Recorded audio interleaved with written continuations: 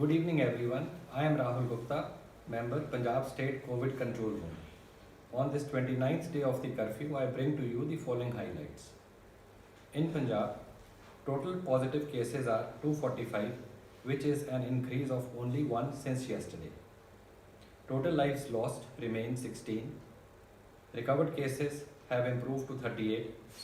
Rest are being treated. World figures are confirmed cases 24,20,000, recovered cases 6,34,000, dead 1,66,000. For India, the figures are confirmed cases 17,615, recovered cases 2,854, dead 560.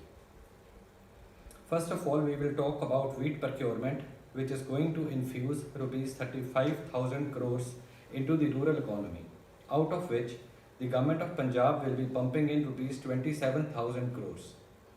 Till yesterday evening, a total of 9 lakh metric tons of wheat had been purchased in the state out of an estimated 182 lakh metric ton production. 409 additional rice shellers have been converted into mandi yards to make procurement faster and congestion free. Total purchase centers now are 4,100. State is set to complete the procurement process well before 31st of May. Keeping a strict watch on the developing situation, the government of Punjab has decided to leave no stone unturned and no relaxation in curfew will be allowed till 3rd of May, except for ensuring wheat procurement.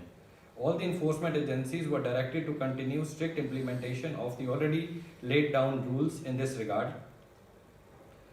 Industry and construction activity will be allowed only in those areas which are declared non-containment or non-hotspot zones.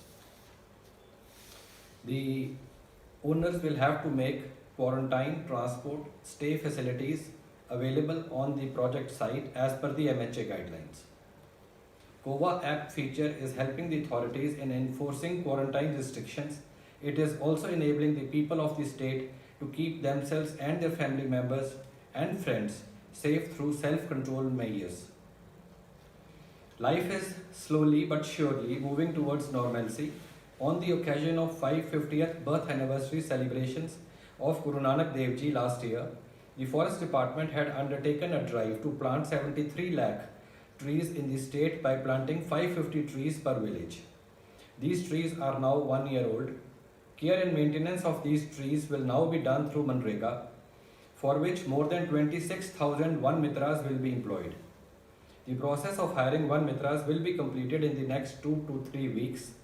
Social distancing norms and other COVID protocol will be adhered to by the Manrega workers. Additional 10,000 rapid testing kits have been distributed in the districts. Thousands more are on the way.